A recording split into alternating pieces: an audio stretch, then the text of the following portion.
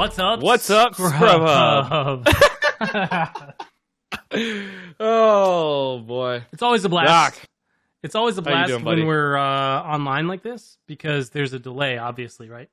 oh yeah. You never know what's being said, timing. There's no real theatrics. You guys are hearing us at the same time, but we're not hearing each other necessarily at the same time, which is weird because we communicate the same.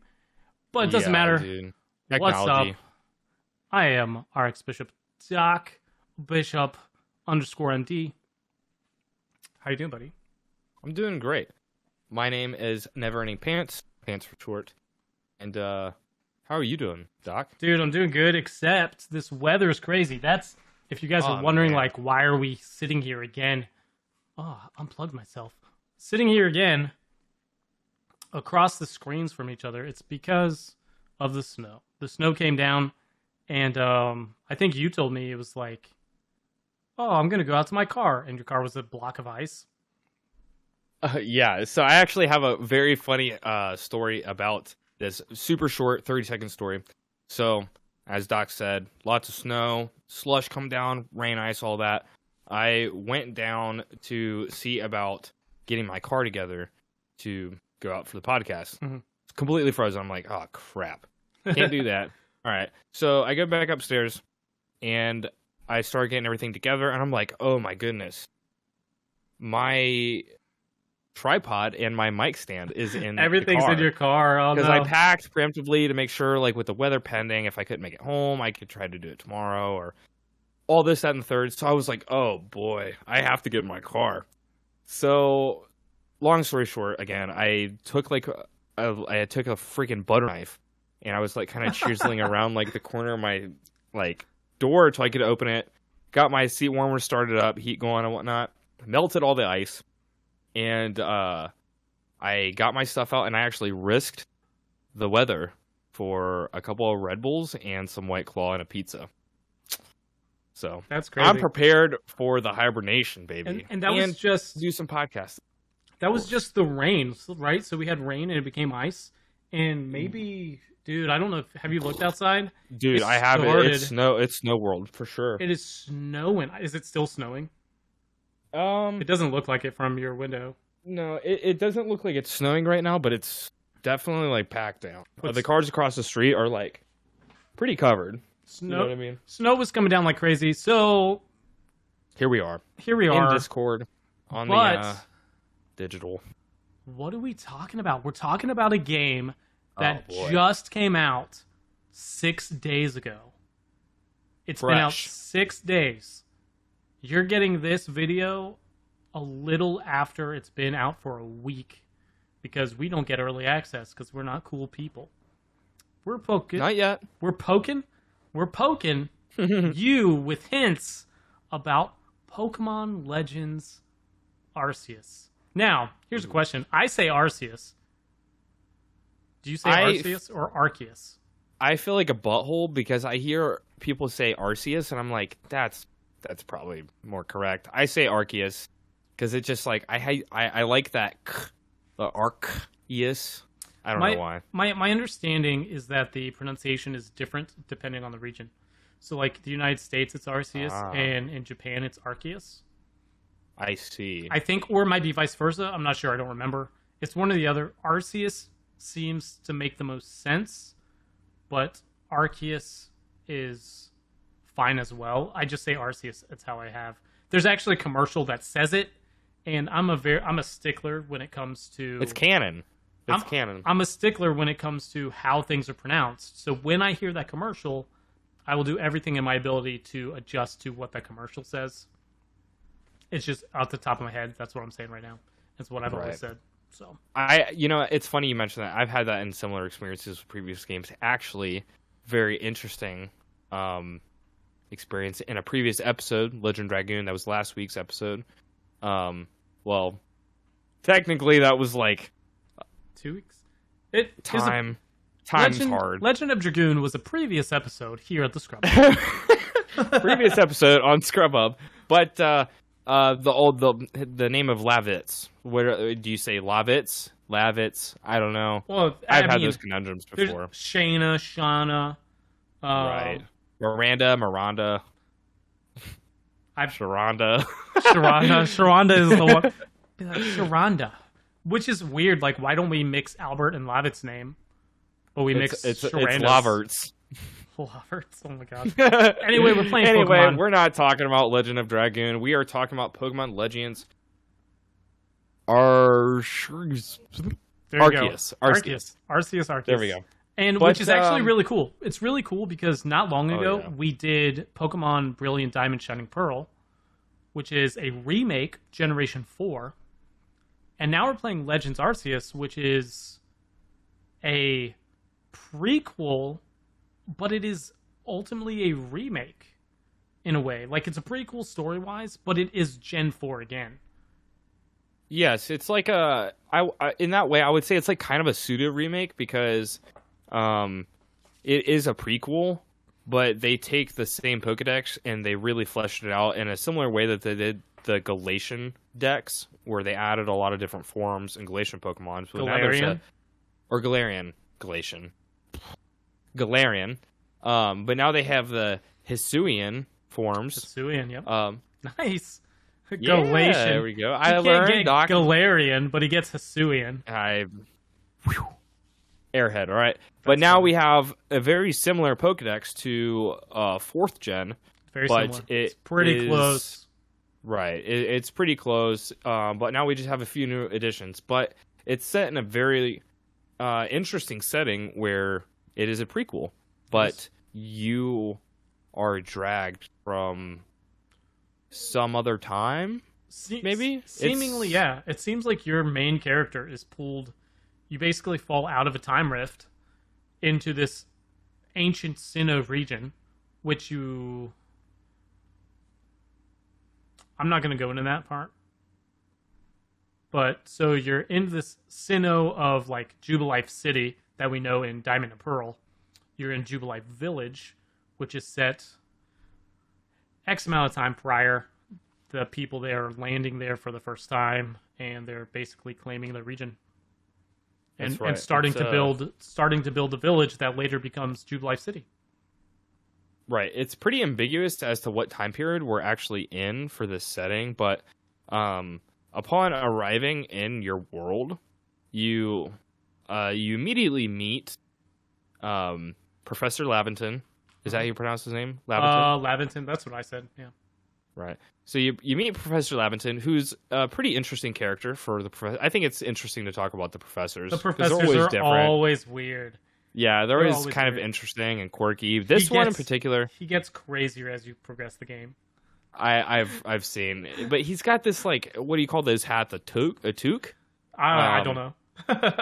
He's got like a toque on, almost as if it's tied, super tight around his head. He's pretty goofy, but there's nothing very telling initially about your setting, because then you're met with your starters. But as you progress, you kind of find that you are in this It's like a feudal era, right? Like a feudal Japan type of an era. Yes. Which you see reflected in some of the Pokemon. Not all of them, but some of them. Yes, that's a pretty good way of putting it. I agree with that. It's a feudal era. I don't know how many years before. No. But so I think we'll cut to the gist right now. I've beaten the game. Okay? Right. I have crushed this game. I've played every waking hour that I possibly can. There's a Switch in my hands. I'm playing right now. Let's go. I'm not really. But I mean, but that's how I feel. Like, but Pants, you have not finished it. So we're only going to talk about the story. We plan to do this will be a 2 parts, probably. We'll only talk to the story up to where you are. But then we're really going to dive into what the game is and what makes it not a traditional Pokemon game. Up to that point, anyway. Up to the point in your story. Right, because there are some things that I think I've began to understand about this game, but I haven't fully fleshed out the full capabilities of those things. Kind of like the terrain, for example. Like, traversing the game. Like there's a multitude of different ways to do that, as there are in a lot of different, and actually every single Pokemon game, there's different ways to get around, right? Yeah. And this game is no different, but there are, just as Pokemon usually does, there's a little twist to this one, and this is even a greater twist, I think, in a lot of ways. So, but anyway, so I've played personally up to rank 3. It's like the last thing that I did before stopping for this podcast. Initially, as we said, you fell out of this like space-time rift, and you find yourself met with Professor Lavinton, and you're in the Hisuian region. Right. You go to Jubilife Village, where you meet seemingly, I would say, your the story gets kind of convoluted. I'm not perfect, but so it's weird. One, I want to say I really love how they did the beginning of this game. They immediately teach you how to catch Pokemon, which is different than other ones. But it's also not the moment where you choose your starter. Like, you get to experience it. It has you catch the 3 Pokemon, and then the professor's like, "Cool, thanks. Let's go to the village." Like, and then you're like, "Wait, what?" Like, I thought that was the moment I would get to choose my starter, and it wasn't. And it was super cool. You're right. Because I remember I started playing this game pretty late in the night. It was probably at like 10:30, and I didn't get to play too much of it.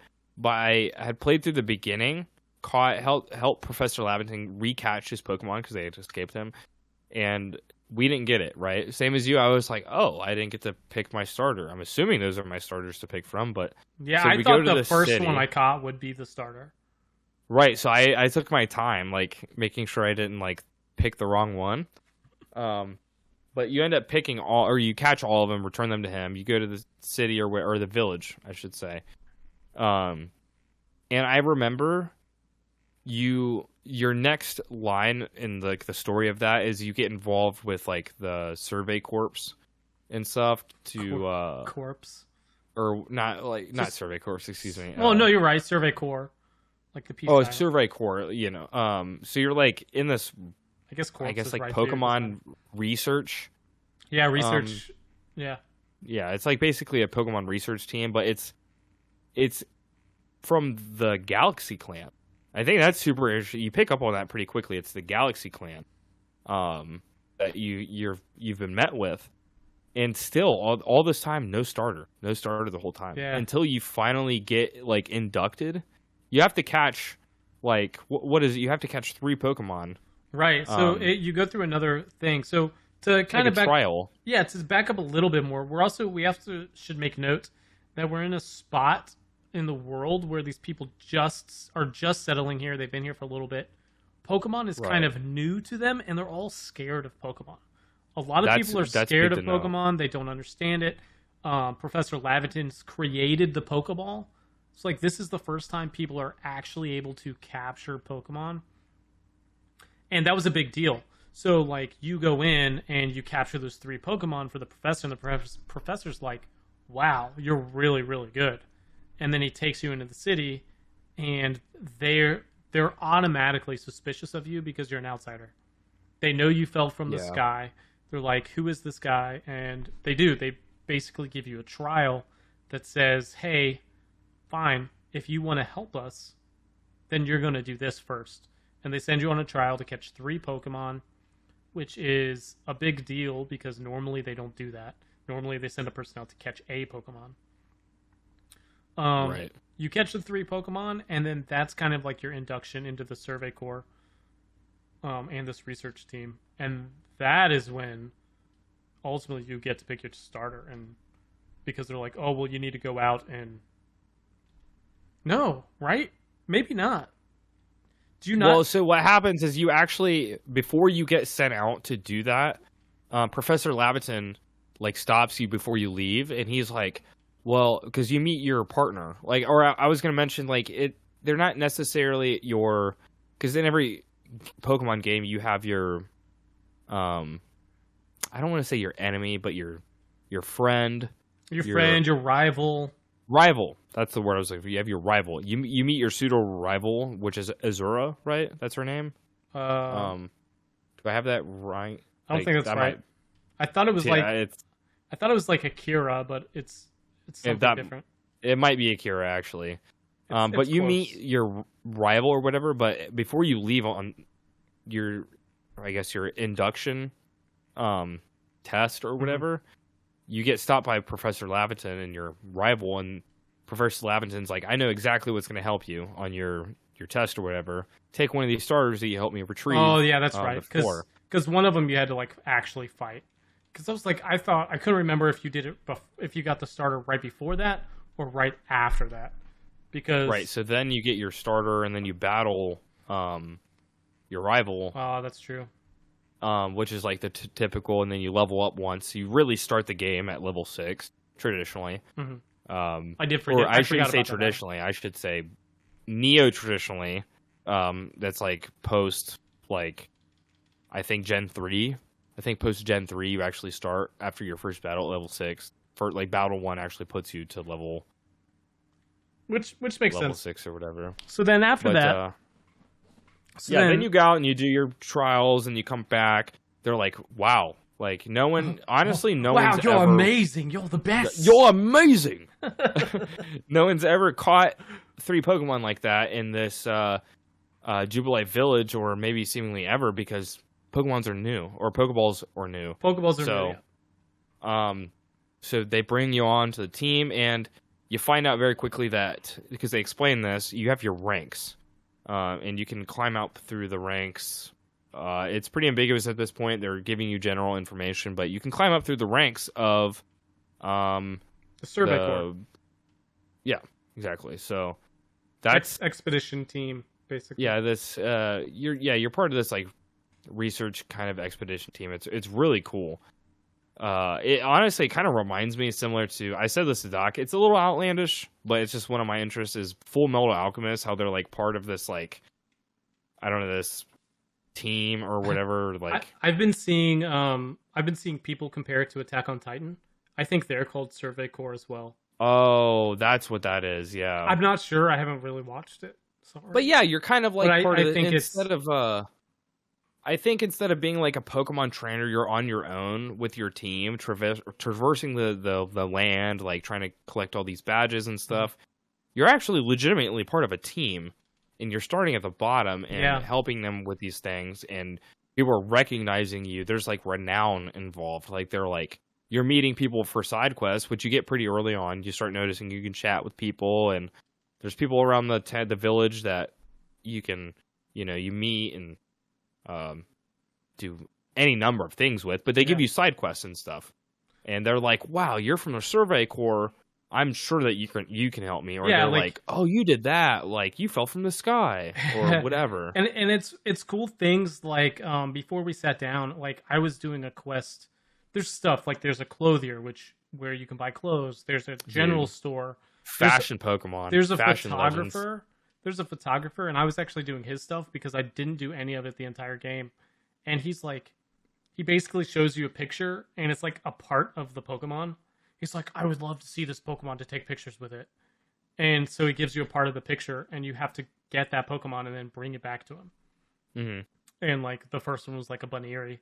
Here's the thing: you don't see a Bunnyeri for a minute. Like, oh yeah, wait, is Bunnyeri the first? It's the first one. Elevation. Yeah, okay, so it's Bunnyeri first, and then it becomes Lopunny. Yeah, okay. That's where I'm at. I just caught my first Bunnyeri, so I haven't been able to go back to him to show him it. But like some of them, like you don't even realize. So let me say. So let's touch the next story beat, and then we'll actually go into the mechanics of the game, right? Sure. So you go out on the survey. Cool. They bring you back. They induct you into the team. Cool. Then lightning strikes off in the distance, and you start to learn about these things called Pokemon Nobles, which are like really strong Pokemon that protect the area. And you learn about Wardens. Wardens are like the noble Pokemon's partner, kind of, and they're parts of the Diamond Clan and the Pearl Clan. And if you know anything about Gen 4, Diamond and Pearl, that's a big deal. So you're learning about these clans. You learn about the Wardens. Each clan has several Wardens. Each clan protects several noble Pokemon. but the noble Pokemon are frenzied. And as the new Survey Corps guy who knows everything about catching Pokemon, they're like, hey, you're going to go and you're going to stop the frenzied Pokemon. And right, so that's exactly what you do. And that is pretty much what you do for the first, well, at least for what you're doing in the game. That's what I've done basically to this point. I mean, and if I can speak on that at all, up to this point, I think you learn pretty early on, because they don't mention it at all. There's no Elite Four. There's no gyms. There's no gyms. There's no trainers. Right, there's no trainers that you're just like randomly running into in the field. Like the idea of Pokemon for sport doesn't exist yet. Exactly, or even like the idea of friendship between Pokemon and it's like a partner exists, but like the idea of putting a Pokemon in a Pokeball, some people like don't pretty controversial in this game, and it comes up. But there's like no like Doc said, there's no sport in Pokemon yet, so those things don't exist. So as you're progressing, you kind of find that this like early on, at least for my experience, I think I'm about 12 hours in. I've done some off stuff where, admittedly, I fall asleep with my console on. So the Switch does a good job of shutting off after too long, but I've played a pretty decent amount so far. On if you're falling asleep. Right. But I played a pretty good chunk of it so far, and that's kind of like the way the game's flowing right now is you go to what do they say about it? Like, you're not necessarily taking down a noble, you're like calming it. You're quelling it. Like that's what it is. You're quelling the noble because it got struck by a lightning and it's frenzied. It's like on a rampage. And even that is frenzied. Even that's controversial because in the over story of the game, you have Diamond and Pearl, right? And they're followers of the great almighty Sinnoh, which we as players know as Arceus. But they believe, like, one clan believes that Sinnoh is the god of space, and one believes that Sinnoh is the god of time, and you get to this degree where, like, the wardens of whatever noble Pokemon, if it's a Diamond clan Pokemon, sometimes you get people who are like, well, clearly they're being blessed by Sinnoh, by the god Pokemon, and that's why they're now more powerful and crazy. While the others are like, but it's like frenzied and it could hurt people, so it's a punishment from believing in a false Sinnoh or something. Like there's this whole craziness. So even quelling the noble frenzied Pokemon is controversial, and some want you to do it and some don't want you to do it. Yeah, it's such an interesting dynamic in the story from other Pokemon games, because like obviously there are elements of not necessarily right and wrong. I mean, there are elements of right and wrong in Pokemon games, but there's also elements of opinion, which don't necessarily adhere to a right and wrong kind of, tier system. So, that's no different with this game, but it starts to, I don't know, I've lost my train of thought. Squirrel.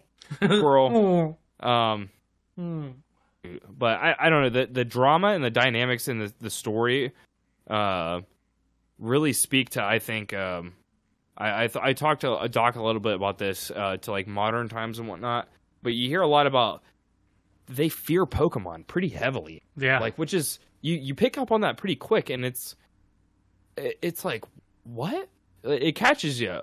Weird, I think. I don't know, maybe that's just my personal experiences, but it's like, wait, they're really afraid of Pokemon. Like, they're actually kind of scared of them. Yeah, because they give you kudos, too, that they're like, oh my god, you're not afraid? You just go in and capture them? Right. And you're just like, yeah, that's what I do. Yeah, exactly. And I think of all, like, the story and stuff, it kind of all wraps around this idea of fearing something you don't really understand. And that is... it kind of just like is unfolding more and more. Now, I will say that's just like the small gist of the story, because like I said, I'm only rank 3. And we'll come back. You guys will see. So this is only a part 1. We're going to allow, so our goals right now is for you to finish the story, right? Yep. That's your main goal. And my goal right now is to actually finish the Pokedex. And we're going to talk about that here in just a second, too. But so our goal is to do those things, and then you'll see us next week finishing it up. So it'd be interesting to see if your thoughts about the story that you've experienced so far stay that way. And because I think the story's really good, I have an aggressive opinion about this game, and I think it's easily the best Pokemon game we've ever had. I think it's the best. Does it have its flaws? Sure. I'm not above saying that it doesn't, but are they a big deal? No, they're not a big deal at all. I'll admit to that, but we will most certainly get into those things, as small as they are, so few. So let's talk about like what makes it so different. We already said there aren't trainer battles, which there are trainer battles. Like, don't get me wrong, there are trainer beats where you're meeting a person and that person is like, hey, I don't know you, so prove to me your strength. That's honestly pretty much it. They're like, prove to me that you're strong enough for me to allow you to do what you want to do. Yeah. Almost every single time. Dude, I was going to say I was playing it on stream, and granted, I was a little like annoyed prior to that because I had just got done getting my butt kicked in Melee. Thanks, Steve.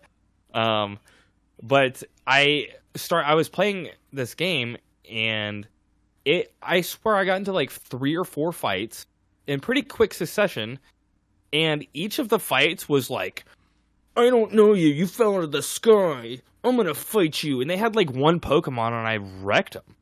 And I'm like, dude, I'll tell you what's the problem? Except for the last one, because like I didn't know that I was about to get into a fight. I thought I was just having a conversation with somebody. And Mommy ain't raised no bitch. I ain't backing down from a battle. Like, so you know what I mean? I'm gonna battle, and I almost got wrecked. But dude, you know, the best. Maybe that's the fun thing about this game. You know what I mean? Maybe that's the exciting part. I'll say there are some instances where the game's a little unfair. Because like something I've never really understood about Pokemon, and this is Pokemon as a whole, right?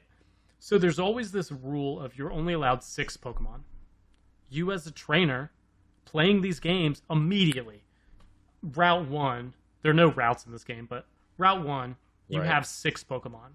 You have your starter, you have the first bug Pokemon you got, you have the first flying Pokemon you got, you have the first oddball Pokemon. Probably in Gen 2 is like a Geodude. Like, you probably had your starter, so Charmander, you found a Pidgey, you found a Caterpie, you found a Geodude, and maybe a couple other things. Nidoran. Maybe a Nidoran. Boy or girl. This is Gen 1 for sure. I mean, so you have those, and then Rattata, yeah. Oh, yeah.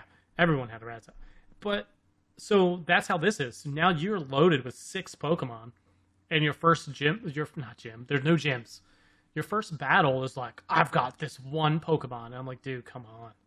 Why do you have one Pokemon when you can have 6? And all Pokemon games were like that. It wasn't until like the end of the games you started seeing people with 4, 5, 6 Pokemon. Yeah, which I don't get it. I don't want to say that that's exactly how this game does it too, but it kind of is. Well, but so I think they mess to with play you. on that. They mess with you at some points. I'm like, cool, this guy. Oh, he has 2 Pokemon. I'm like, oh, that's cool. But he has both of them out, so it's 2v1. I'm like, no. Oh, I haven't got to that yet. Oh, I haven't got to that yet Spoilers. in a battle with somebody. I have fought multiple Pokemon in the wild at the same time, though. But I think a 5v1 encounter today. Yeah, I remember. I've never seen that many Pokemon on the screen at the same time. They're all Croagunks and Toxicroaks or whatever. Oh my god! And I ran away. I would too. But to speak on that a little bit, I mean, obviously before now, it seemed a little bit like it's a difficulty curve. Obviously, they're not going to start. They could give them 6 Pokemon and then make the Pokemon kind of a little bit lower leveled, which they do sometimes. I kind of wish they had them. But in this game in particular, I think it plays in their benefit because, like we mentioned, people don't understand Pokemon. And I think it makes sense. Yes. Yeah, people don't understand Pokemon. They're in a lot of ways actually very fearful. That's like the first thing they say about. They don't say you have a lot of amazing and wonderful Pokemon, which is how Pokemon normally present itself. In this game, it's people show up to the island and they're like, "We've heard you have a lot of terrifying and terrible Pokemon here. Like, we want to know more about this." Yeah. Almost to like protect ourselves. Almost, it seems like a defensive. Yeah. Like dinosaurs versus like humans kind of thing. It's so crazy. I think I made the note in my playthrough. I did a little bit on stream, and I was like, "Holy crap! This guy just gave me like this speech and didn't say the word Pokemon one time." Like, but if you play back like all the classic games, every time you walk up to a person and you talk to them, they're like, "Oh my god, Pokemon! My Pokemon's the best!" And they say like Pokemon, and every single person. God, Pokemon! Did you know that Pokemon? Did you see this Pokemon? Pokemon. Yeah. Like, they always said Pokemon in every sentence ever because the idea was the world was so obsessed with Pokemon. Yeah. Now you're in a world that's so afraid of Pokemon, right? And yeah, it's such an interesting and honestly, it's a really fresh breath of air for Pokemon to see that different side of it. I mean, I talked with you a little bit about this, Doc. You oftentimes with certain games have this group of people that really want the mature version of it when it's not quite as mature. It's Pokemon. Well, guess what? This game isn't really like... I mean, it gets dark, it gets serious, just like a lot of games do. Like, I remember Gen 4, it's like, they're fucking with, like, time and space and stuff, dude. Like, people, you know what I mean? That's pretty detrimental to everything. Like, the galaxy is going to be destroyed. But in this game, it's more like... It's a little bit more subtle and in your face, but more mature in a way as well. Yeah. Right? Like, even features as if, like, when you're in the wild, like, or even in battle, because we didn't note on that very much, when you're actually... Another mechanic, when you're in a battle, it's a three-dimensional environment.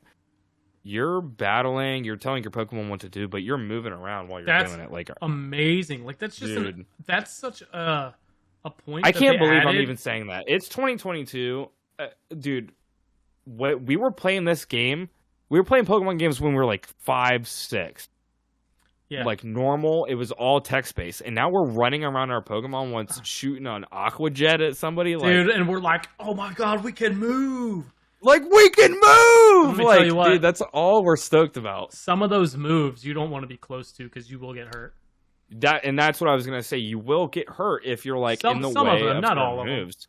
Not all of them, but you can. There's also like the trainer can take damage. Yeah, the trainer can Pokemon take damage. attack trainers in this. Like they it's really terrifying. You've seen that in Pokemon, but Pokemon do attack trainers directly. Like whether you have a Pokemon out or not, some of them flee and whatnot. But you can get damaged and you can even black out. Like you get hurt enough so that you're done. Which is a really cool just addition to what the game is. Like that makes sense. It does make sense. It's cool because they add this, like, people are afraid of Pokemon, and we're like, they're just Pokemon. But you get out in that field, and sometimes, especially at the very beginning of the game, when you have, like, your level 6 Cyndaquil or whatever, and you walk around a corner and there's a level 40 Alpha Rapidash, yeah, you're done. You're done, dude. If that Rapidash comes or a at you... freaking Snorlax that just, like, hyper beams you right in the face. It's crazy. Like, bro. I mean, it's so awesome. They're not difficult to overcome, but the game puts you in a position where you really need to learn the mechanics of the game, and they help you so much. Like there's a crafting system now. Now you can craft Pokeballs on the fly. You know, you can craft them at your tents. You can craft them while you're out in the wild, as long as you have the items in your satchel. That's important. If you're at your tent, you pull from a storage box and your satchel. But if you're out in the wild, not near a camp, you have a portable crafting kit to where you can use what you have on you to craft whatever, be it Pokeballs, potions, revives, all that stuff. You get recipes from the store, all kinds of things. And yeah, there's a lot of new additions as far as like crafting and stuff, which along with crafting, you also have to know there's more of a an inventory system in this game. You have, like Doc said, you have your satchel, you have your inventory box. You will fill up that satchel pretty quickly because, and I will tell you, in this game, and I'm sure a lot of other people did it, it's not the first 3D environmental game for Pokemon, because we had Sword and Shield, you know what I mean? Which added a little bit. That was an interesting. Right. But this game, you're going to go in and you're going to start experiencing things. There's things that me and Doc haven't even talked about yet that you're going to see. And I think it's maybe a little interesting if we leave that to them. But you're going to see these items. You're going to want to pick them up. Mm-hmm. You're going to start like just grabbing stuff. And you're going to figure out pretty soon that your bag's filling up very, very quickly. So they introduced this system of inventory management, like thinking on the fly. It's almost like a survival game in a lot of ways, which I think we might have touched on this a little bit in other episodes, maybe like, I don't know when we might have talked about this. I'm not a big like inventory, like survivalist type gamer where you have to craft a bunch of stuff, but this game, it just does it in such a flavorful way. And maybe it's biased because sometimes you're building Pokeballs. Sometimes you get a recipe for a new Pokeball and you're like, wait a minute, I've never even heard of this Pokeball. It's brand new. And then you build it, you use it, and it even has a special effect when you throw it. You know what I mean? So some of these items you get to craft are like really, really cool. Yeah. And it doesn't feel dull. It doesn't feel boring. It's nice to have the options. Pay attention. It's nice to have the options. One thing, like, so to touch on the inventory management, you can talk to a guy and he charges you money to gain an additional space. Right. And he charges you more money to get the next space. That's a traditional game mechanic. It exists. I think to max out your satchel is $4.2 million. If you want to max out your satchel. Bro, that's stacks in today's standards. What is their currency like? What's the economy like in that little village? What do you mean? But at the very beginning of the game, money's not hard to come by. Just by catching Pokemon. So let's go to another thing. Oh, dude, yeah, you get stacked pretty quick. The idea is you're going out into the field as a Survey Corps member to build the first Pokedex of this region. The professor sends you out, so you're doing Which is literally a booklet, and it's like paper, and you're like writing things down. It's not like a little... We didn't mention the one thing. Well, should we leave that? No, just leave it. Leave it. We'll leave it. I found a TikTok I should show you. The guy freaks out. It's funny. It doesn't matter. So your character has a cell phone. And people are like, we just said you got pulled out of time and space. Yeah. But no one knows what it is. But the Pokedex that you have that Professor Lavinton gave to you, it's literally just like a little... So it's like a book. He's keeping an actual paper thing. And so your goal is to fill out the Pokedex. How you do that, let's say Bidoof. Your goal, you get a page, and the page has a bunch of boxes and a bunch of tasks. And it's maybe catch a Bidoof, maybe evolve a Bidoof, maybe feed Bidoof food. So you're chucking food at him. Maybe it's observe Bidoof use a move, or defeat Bidoof using a certain type of move. You know, and so you do all these different challenges, which gives you points. They're roughly one challenge equals 1 point. There are some that give you 2 points. And your goal is out of a list of 20 or 30 things to do 10 of them, to get 10 points. And that's, boom, Pokedex page completed. So as you do that, and I tie this all back into money, as you do this, you catch Pokemon, you do all that, you go back, you get money based on how many Pokemon you brought back or how many things you've done. You get money based on that. So money's not hard to get. It gets a lot easier to get later. And I say all that to talk about the inventory management. It gets expensive, but there's no reason to buy every single upgrade slot. You quickly learn what's important and what's not. Like, I think apricorns to make Pokeballs are important. I think the different stone shards that you need to make the different versions of Pokeballs are important. And then some of the things to make like revives and stuff. So, and to pick up, you get into other things to get like red shards and blue shards and green shards. Mm-hmm. You get into these different things that you learn what's important and everything else doesn't matter. So inventory management becomes really easy without actually spending a crap ton of money into your satchel. And worst case scenario, you can always fast travel back to your camp and just dump everything off in your box if it's really an issue. I suggest buying 10, 15 slots extra, but outside of that, I don't think you need any more. Yeah, that touches a little bit on what I was going to mention also for the mechanics of this game. And a lot of, I guess I would call myself as like a traditional Pokemon player. I'm used to, basically, you want to play the game as quick as you can until you can get Fly, right? When you get Fly, then the game opens up and you can do whatever you want.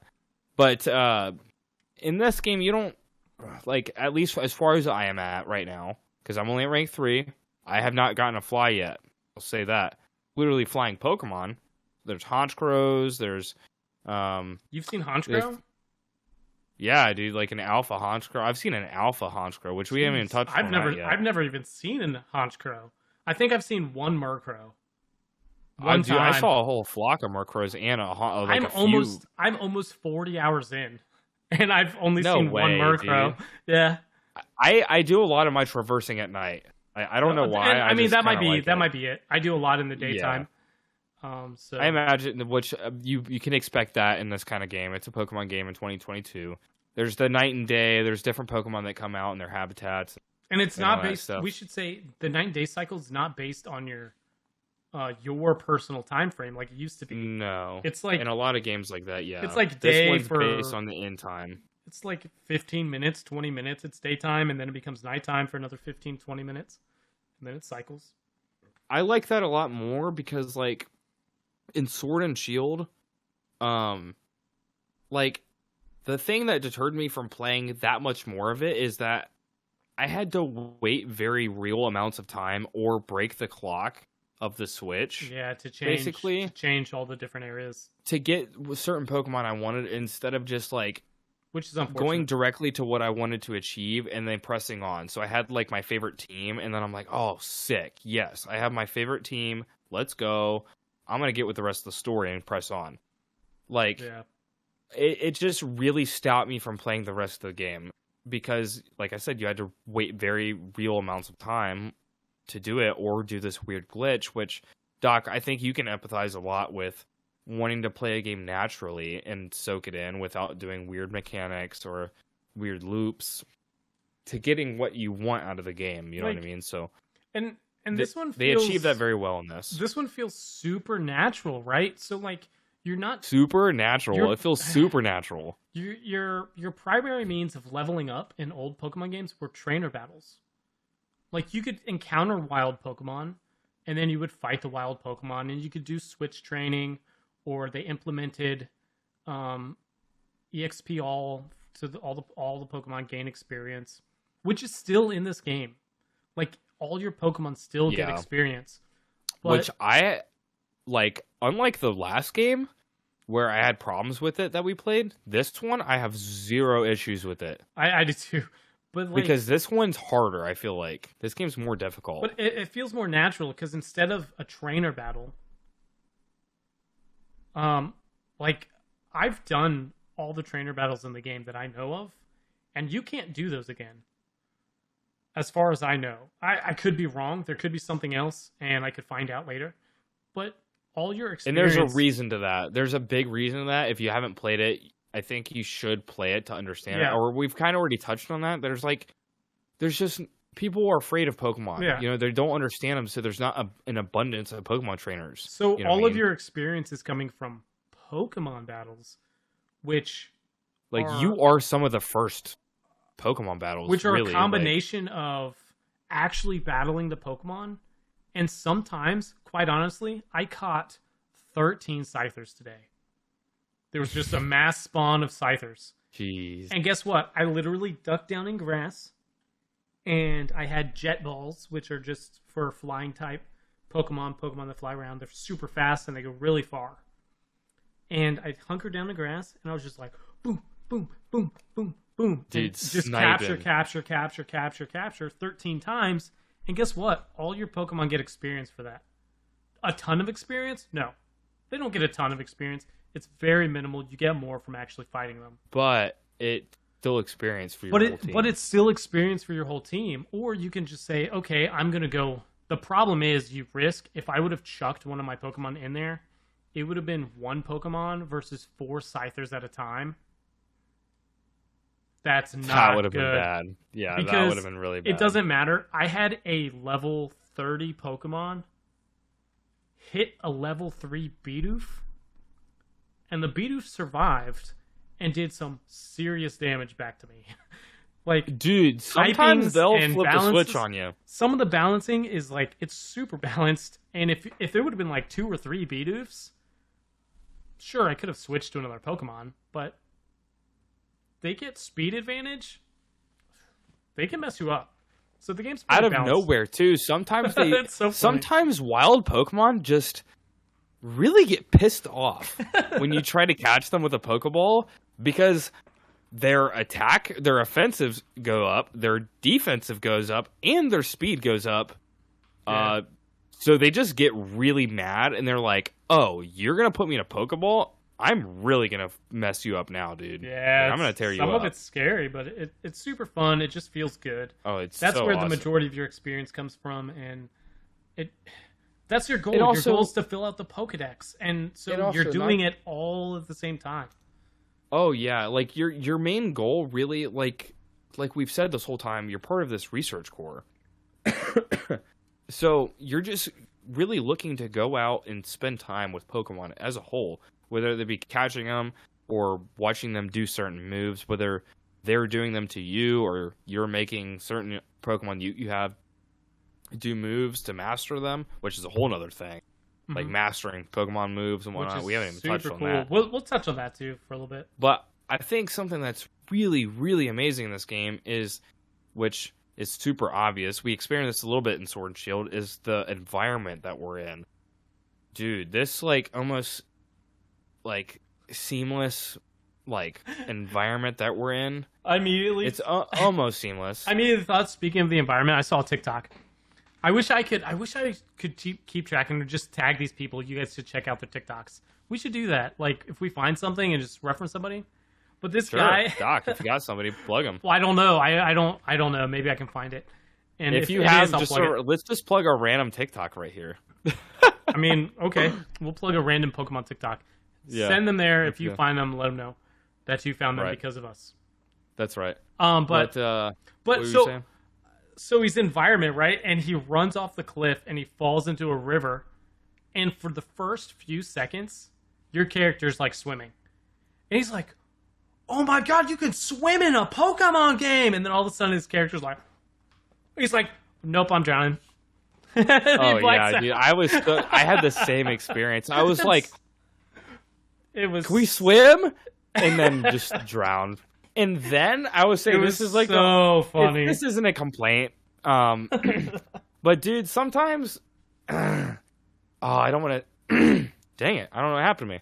I don't want to go into this actually because this is a little bit of spoilers. But sometimes you'll just be like trying to get away from some Pokemon that you don't want to fight, or something. You're just trying to run and you're not paying attention, or this, that, or the third, and you go into water, and then you're like, oh my god, I'm not getting out of this. And then you wake up, and then, I don't know, that happens a couple times. It's happened to me a couple times where I just keep running back into the water, and I almost die. And I'm like, oh my god, no. But that's me being a dummy, honestly. So that's your main objective. You're capturing Pokemon, observing them, catching that. One of the coolest things, basically we're just talking about some mechanics. You brought up the mastering a Pokemon move. That's right. So let's do this. So out is your Pokemon only knowing 4 moves. Now your Pokemon can only have 4 moves equipped, sure. But now as your Pokemon levels up and learns the moves, it stores, and you can change the moves out whenever you want. That's right. There's like a move bank. You have your Typhlosion and you know Flame Wheel. Sweet. But now you want to swap Flame Wheel out for Fire Blast because its other 3 moves are too good and you must keep them. Sweet. And you can do whenever you want, out except for in battle. There's also a move teacher to where they can learn moves. Typhlosion, being freaking fire ghost, learns some crazy moves. Right. Like all kinds of craziness. But, so that's cool. That's amazing. But they added a thing called skill mastering. And that allows your Pokemon to use agile stance or strong stance. And basically what that means is agile means you're doing less power. So let's say your power of your move is 100. You go into agile. Maybe now your move does 75, 80 instead of 100. But it increases your Pokemon speed, so you're more likely to attack a second time in a row, or either then or later in the turn order. And strong stance is the exact opposite. It makes it more powerful, and it causes your Pokemon to go slower.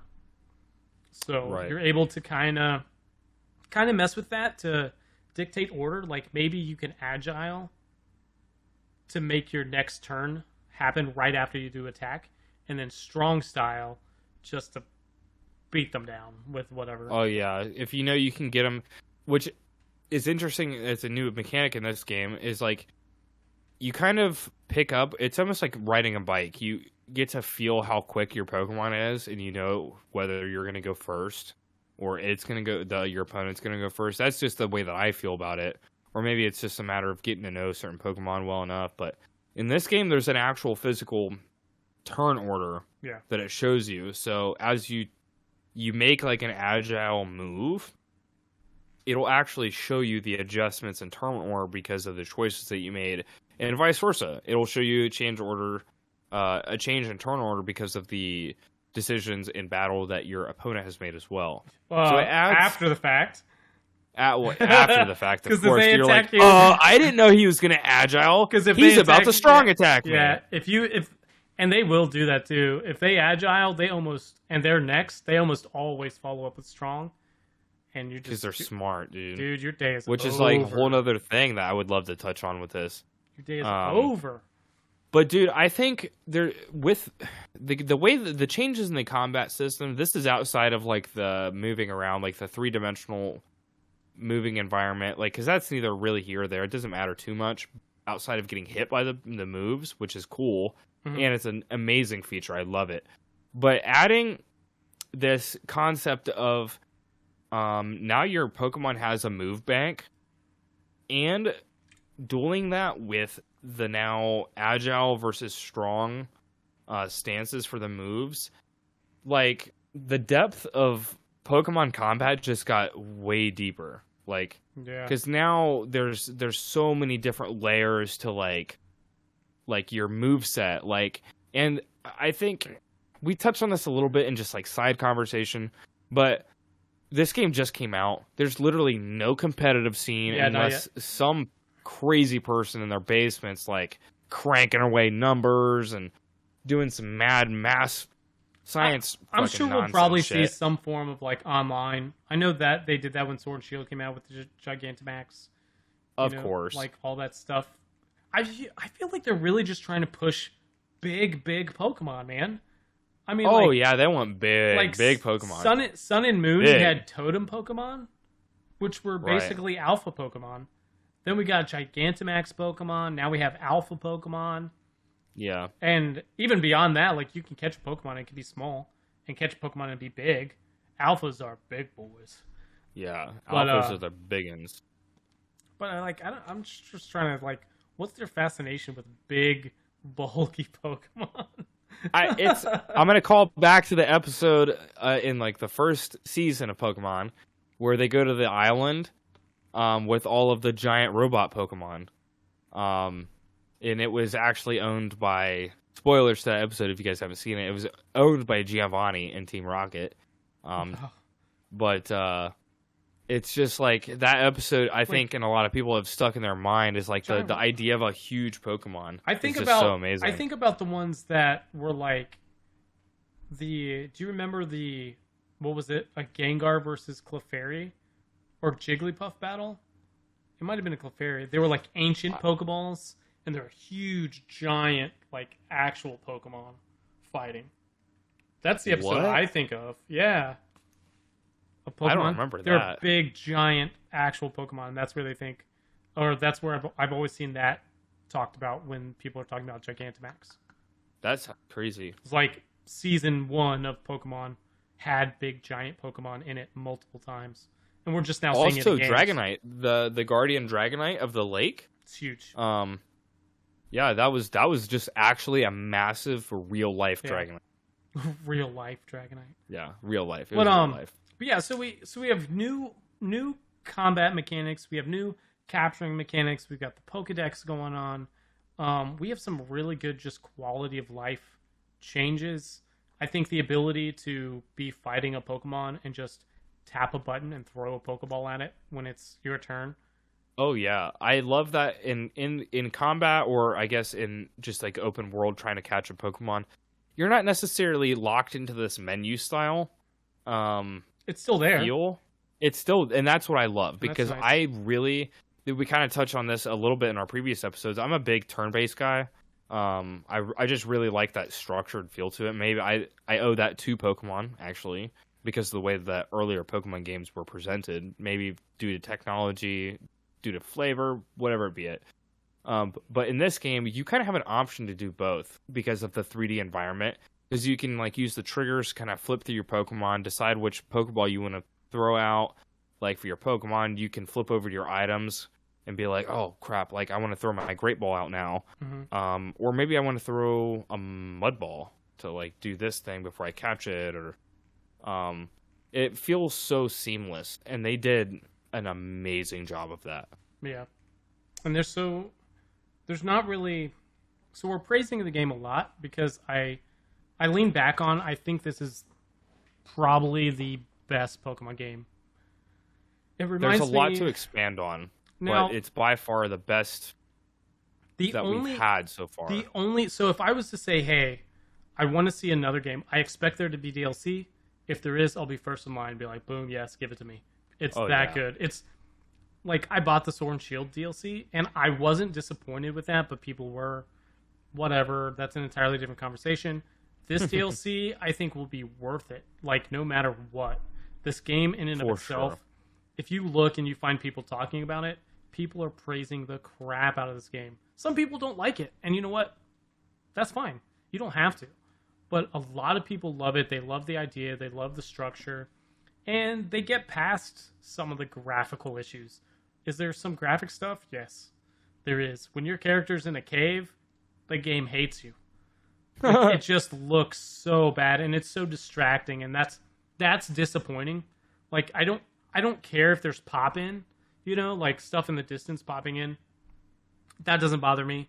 You mentioned the frame rates of Pokemon in the distance. It's absurd. Yeah, the render distance, like, I get that you it's guys so are bad. I get what you're doing, but it's literally 12 frames per second. Like, it's so bad, and come on, and it's unfortunate. And there are things like that are just, it just is what it is. It's distractions, and it's like I would rather not see it than see it. Same. But there's so much good about the game that I think, and I said this before, the only thing that I wish this game had right now, I feel like we should have it at this point in Pokemon, is voice acting. I wish it had voice acting. I wish it just gave that extra. I'm also scared of it. Like, I couldn't imagine Professor Lavinton, being voice acted. I have a. But we've had it. We have animes. Like, we have Pokemon animes. But I'm saying, like, there's a quirkiness in him that I'm like, dude, if they voice acted this right now, this would be ridiculous. Yeah, he'd be a funky guy. But there's so much story to this game. There's so much depth to it. Man, I wish it was voice acted. They would really do an amazing job. Even if it was just the main interactions in the story beats. Right, just all like the main stuff, interaction and then sides. Right. Dude, we talked on this a little bit. I'm not going to give a number yet. I'm going to tease on a number because obviously I haven't finished the game. No, yeah, we should wait till we come back next week. Wait, but I will say voice acting and things like that will put you at a 10. Fully fleshed out voice acting will put you at a 10, in my opinion. I won't go any further than that, because we're gonna wait until next week think- when we put out another episode. But I'm excited. I'm excited to talk about this next week when you finish the game, and we will revisit this game again when DLC comes out. oh, of course, absolutely. I love the game so far. Like, because my hope is that when DLC comes out, the game will be better. I don't want the DLC to be not Diminish worth it. and diminish it Yeah. or something. Like, what do I want to see? I want to see more regions. I want to see more Pokemon. I don't want to see the same regions with just a bunch more Pokemon thrown in. That would be cool. But there's just... Let's make we'll it a talk about 10. that. Let's make it a top tier. Like, you guys are Game Freak. Like, Game Freak's legendary. Nintendo's legendary. Like, you guys, you know, like, we're really expecting the best because you guys are really some of the best producers, the same game providers in the world. You know what I mean? So when there are high expectations coming towards you, it's not from a place of, sometimes from certain players and viewership, it is from like almost a pretentious, but from a lot of your crowd, it really is from just an expectation that you held prior to now. Like, you exceeded expectations so many times. Yeah. So we pretty much covered everything. I think There's only one thing that I would want to say, because I don't know if I directly said this. Because I have one thing that I would like to ask, and we can end with that. So go ahead and say your thing. Is the well, I did already touch on this, but I think I get why the render, or some of the graphical things, because we touched on this. Yeah. It's just, I think that you guys really could have done something about it. Like, I really think you guys did a lot of amazing work, and Yeah. the discussion really came down to money when me and Doc had discussed about this, is like funding and maybe some more technical. There may be some technical things on the Switch that you made decisions about, but I think at this point, I would really like to see a game where you guys don't make shortcuts like 12 frame per second shots of a Pokemon in the distance. Like, just either don't show it or give me the same experience. Like, let me visualize that Pokemon moving in the background. It's super blurry, but it's not moving like deep, deep, deep, deep, deep, deep. Like, because that breaks continuity. That breaks immersion lost at that point. Yeah. Like, so you guys need to just, like, I'm not saying to respect it, because, like, again, like, this game's amazing, and from a gamer, I can see why, from maybe a technical standpoint, you do that, but I can't imagine that the Switch is not a powerful console. I would like to think that Nintendo put their best into the console when they came out with it, you know what I mean? Yeah, I would rather than, again, that goes to, like, I would rather not see it than see it. And if they come back and say, well, it's so we cut costs, right? That's fine. This game as work around with what you got. This game as it is right now, if you're like, hey, we did this so we could cut costs, that's fine. I've been like, okay, sure. I shouldn't want to have to see that, or some of the other graphical glitches that are so minor it doesn't even matter. Like, there's no reason for us to talk about it other than I would rather not see it than see it. And like, and you'll see when you get farther and you start getting in the caves, you're going to be like, this is unfortunate. It just sucks to see, because it is immersion lost. The game is 99% immersion. You're just invested, catching Pokemon, doing all this stuff, and then you see some stupid little thing, and you're like, bro, look at this Gyarados. Like... Don't get me started. Like, what in the world? You get me started on the fucking Gyarados, okay? Like, listen. Gyarados like, flies, people. Gyarados can fly. No. Gyarados can fly. Look it up. I will talk about this at the end of the next episode. So you guys have to stick around to even, like, if you played the game, you know what we're talking about. Yeah, you know what we're talking about. But to get both of our opinions, or at least mine, you gotta stick around for the next episode. Your opinion's silly. But so let's end this episode with this question. Do you think moving forward, Pokemon games, this isn't a mainline Pokemon game, we know that. It's kind of like an offshoot. Maybe it's a new mainline series. Do you think moving forward Pokemon should be this? Or do you think it should be both?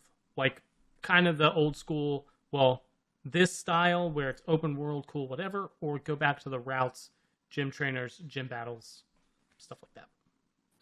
Currently, as it stands right now, your opinion? I think we're at an interesting time with Pokemon where we have, on the Switch alone, we have a few different styles of Pokemon games, right? We have 4 different major Pokemon games. Right. So there's a lot of... that are all very different. They're all very different. They're all very successful, to my knowledge. Yeah. And, you have a lot to pick and choose from. I wouldn't mind... I wouldn't mind seeing, like, a Pokemon Legends Mew. Or... I wouldn't mind seeing a Pokemon... I mean, they already have the Fire Red, Leaf Green thing, but if they did, like, a rendition of, like, the Red and Blue, but they did it in a similar style to how they did Brilliant Diamond and Shining Pearl, how it's not fully fleshed out in 3D, but it's kind of the chibi version. There are 5 major Pokemon games. I forgot about Let's Go. That's right. But, I mean, I would be okay with seeing that kind of remake on the Switch of the Kanto region without it being this fully fleshed out I don't know about chibi style thing. I was okay. Okay with the Diamond and Pearl. Pokemon Let's Go was Kanto remake. Okay, so it was Kanto remake, but dude, it's different. It's not the same thing. It's just different. It's not the same. You know what? Legends Legends Arceus is closer to Pokemon Go than it is other Pokemon games. It is. It really is. But it feels like Pokemon Let's Go and Pokemon Snap and Monster Hunter had this like trifecta baby, and it's Pokemon Legends Arceus. Oh yeah, it's pretty cool. It's so good. I just think that Game Freak and Nintendo together have a pretty interesting selection to work with in terms of like art styles that work, game mechanics that work, flow of the game. They really can just pick and choose what they want to work with. But the question that you asked, should the next mainline Pokemon game be this? Yes, I think that it should be, because this is we barely touched on this style of Pokemon game in Sword and Shield, and I remember playing Sword and Shield and I was left very hungry and thirsty for more because I wasn't fed enough.